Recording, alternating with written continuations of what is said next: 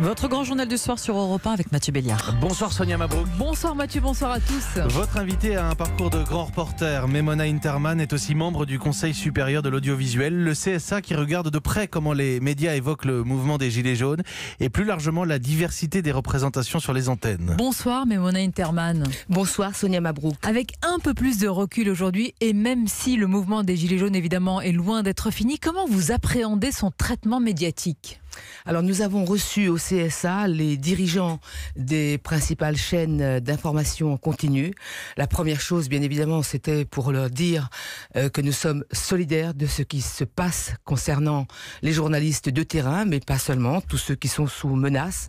La deuxième chose, pour leur dire qu'évidemment, nous sommes très conscients des difficultés de la profession, mais aussi de la difficulté pour eux de représenter ce qui se passe sous nos yeux, ce mouvement en particulier, avec délicatesse, avec justesse, et que nous étions évidemment très attentifs à ce qui se passait sur les écrans et derrière les micros. Dans le traitement médiatique de cette crise, il y a beaucoup de sujets comme les images choisies pour en parler, la sélection des intervenants et puis, Memona Interman, le temps consacré. Certains affirment que les médias ont participé à amplifier et même à construire, disent certains, ce mouvement en accordant un temps disproportionné à quelques milliers de gilets jaunes.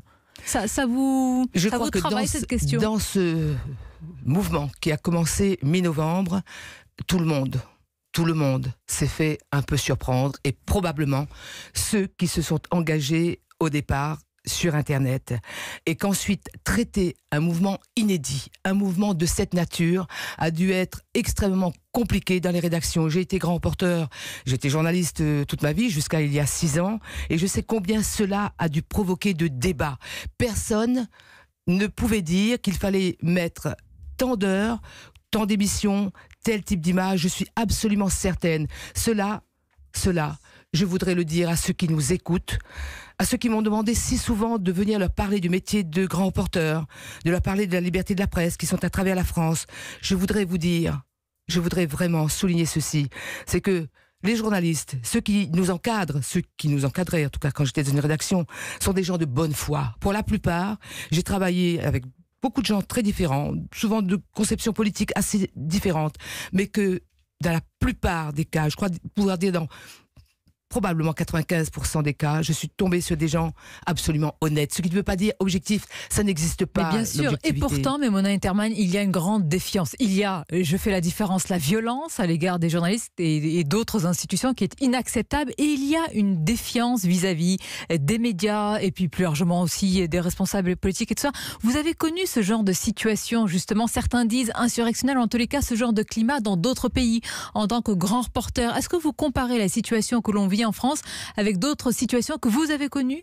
Alors, j'ai évidemment connu des situations extrêmement violentes dans les Balkans, au moment de ce qu'on a appelé les révolutions arabes, en particulier en Égypte et en Libye. Je pense bien entendu à l'Afghanistan, mais ce sont des terrains de guerre. Nous ne sommes pas en guerre. Et c'est toute l'humiliation qu'on fait subir à des journalistes et aux équipes en général, qui sont souvent, je le rappelle, eux-mêmes plongés dans la précarité. Un journaliste aujourd'hui ne roule pas sur l'or. C'est lui-même pourrait porter un gilet jaune au fond, dans le caractère de protestation pour dire qu'on doit davantage être à l'écoute de ceux qui en France sont en bas de la société. Et d'où l'injustice énorme de faire subir ces violences. C'est important ce que vous dites, être à l'écoute de ceux qui sont en bas, ou en tous les cas qui ont de grandes difficultés dans notre société. Et c'est aussi la question de la représentation, de la représentativité dans les médias. Avant le mouvement des Gilets jaunes, est-ce que cette France dite périphérique, est-ce qu'on la voyait dans les médias, à la télévision, à la radio ? Non. Malheureusement, c'est une constante, et depuis que je suis arrivée au CSA avec Olivier Schrammeck et tous les membres du collège, nous avons travaillé sur ces sujets. Tout ce que l'on veut dire sur ces sujets se trouve dans les rapports que nous avons faits. Malheureusement, la plupart du temps, ils ont dû être classés verticalement. Ça, vous voulez dire que cette France des oubliés, des invisibles, nous médias, on a contribué à l'invisibiliser encore ? C'est indéniable. Je ne suis pas en train de tenir un discours différent de ce que j'ai dit hier soir lors de mon discours d'adieu devant les patrons, les dirigeants de l'audiovisuel. Je sais que ce n'est pas très apprécié, je partirai juridiquement dans une semaine, mais j'ai dit qu'il fallait regarder les études que le CSA fait à partir des images que nous scannons, que nous analysons, des émissions entre 17h, 23h, plus les journaux de la mi-journée. Et que découvrons-nous ? Nous découvrons que, par exemple, les personnes retraitées, ceux qu'on appelle les inactifs, actifs, les chômeurs, les personnes situées dans les quartiers périphériques. Suivant l'INSEE, vous savez, il y a 6 millions de personnes qui vivent dans ce qu'on appelle les quartiers populaires et les quartiers périphériques. Et ils sont invisibles. Je le sais, pas seulement parce que je travaille au CSA, mais parce que je suis aussi membre du Conseil national des villes. Et à ce titre, j'ai appris énormément avec ceux qui y sont. Et le problème, c'est que les télévisions, souvent, on pensait qu'elles pouvaient traiter en général, que tout le monde allait s'y retrouver. Mais non, moi je viens d'une famille, juste une chose, je viens d'une famille très pauvre. Et je sais, je ne vais pas me pavaner là-dessus, mais je sais ce que c'est la pauvreté, avoir faim, ne pas avoir de quoi aller à l'école. J'ai une sœur qui a été aide-soignante, une autre qui a travaillé comme bonne, j'ai un frère qui a été taxi, j'ai un frère qui a été plombier, électricien, j'ai un frère qui a connu très longuement le chômage. On vient de milieux très pauvres chez nous. Je suis très souvent en province ou chez nous à La Réunion. Et les gens, justement, reprochent à la télé de ne pas les représenter. Je pense que les patrons de chaîne ont pris conscience aujourd'hui. C'est important ce que vous dites, Mona Interman. Et à l'inverse, les élites, ou plutôt certaines élites autoproclamées sont surreprésentées dans les médias, notamment à la télévision, mais pas seulement. Est-ce que j'imagine que c'est révélateur d'une fracture avec la société, mais est-ce que plus largement, vous dites qu'il y a même une homogénéité des points de vue, justement, et c'est ça qui est peut-être encore plus grave dans les médias. On n'entend pas cette France qui, pour un moment, a pu être considérée comme silencieuse. On a cru que certains jeux allaient l'amuser, que certaines fictions américaines en particulier allaient l'entretenir. Et c'est cette frustration de ne pas être considéré. Vous savez, encore une fois, quand on est pauvre ou quand on est précaire, ne pas être considéré, c'est aussi grave que si on n'a pas un toit sur la tête. Ça, il faudra y remédier. Mais je m'empresse tout de suite, hein. Attention, hein. La violence, non. La violence n'a jamais résolu les problèmes. Je veux dire à ceux qui nous écoutent, s'il vous plaît, vous qui portez un gilet, ou qui connaissez des voisins, des amis qui portaient le gilet, faites gaffe, ne vous laissez pas embobiner. Je suis allée dans des endroits où on a entraîné des foules dans des mouvements violents. Vous savez qu'à la fin, il y a toujours des gens qui s'en sortent très bien, qui arrivent à avoir le pouvoir en main, et les autres, ils comptent les points. Bon, alors, essayons de corriger ce qui ne va pas, mais la violence, non, à aucun prix. Plus largement, le CSA a dressé, comme chaque année, mais Mona Interman, le baromètre de la diversité à la télévision. Vous êtes chargée de ce dossier.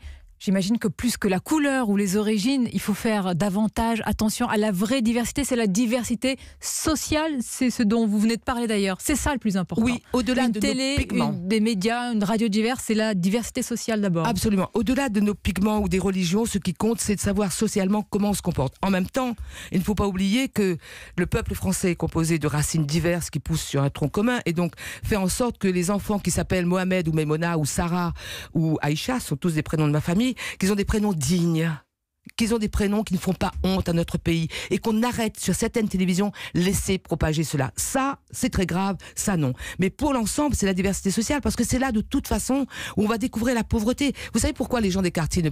C'est ce qu'on m'a dit comme membre du Conseil national des villes, de ceux qui connaissent bien ces sujets. Pourquoi dans les quartiers populaires, on ne bouge pas et on ne va pas au rond-point? Parce que les gens subissent déjà le racisme. Ils connaissent déjà la pauvreté. Donc ils regardent. Alors attention à la double peine. Il ne faut pas aggraver ça. Samedi, vous allez être très attentive au traitement médiatique. C'est l'acte 10. On va voir comment il va se traduire sur le terrain. Mais là encore, attention, appel à la responsabilité de toute façon. Moi, je crois au peuple français. Moi, je suis une créole de l'île de la Réunion. Je crois que nous avons conscience qu'en ce moment, nous jouons notre liberté. Vraiment, j'insiste là-dessus. Nous jouons notre avenir. Je voudrais pas que ce soit les extrémistes, pardon messieurs, dames, je suis au CSA, oui, pas d'extrémisme. Parce que sinon, ce sont ces gens-là qui auront le pouvoir en main. Qu'a fait Hitler en 1936 ? 33 déjà, mais en 36, il a fermé des journaux. L'autre côté aussi, hein, en Union soviétique, dont les extrémistes, qui sont représentés. Pas raison, mais en tous les cas, appel à la responsabilité. On va retenir ça. Je précise une chose sur la diversité sociale, s'il vous plaît, Sonia Mabrouk. C'est qu'en France, lorsqu'on parle des travailleurs pauvres ou précaires, 3/4 des travailleurs pauvres ou précaires sont des femmes. Ce sont des femmes. Écoutons-les, montrons-les dans les programmes, montrons des mamans dignes qui veulent que leurs enfants aillent à l'école, et on se sentira un peu mieux, un peu plus à l'aise. Autant de sujets sur lesquels vous avez travaillé, Mona Interman. C'est votre dernière interview d'ailleurs en tant que membre du CSA, je suppose. C'est dans une semaine là? J'en ai une le 23. Ceux qui veulent me donner la parole, mesdames et messieurs, sur la diversité sociale. notamment.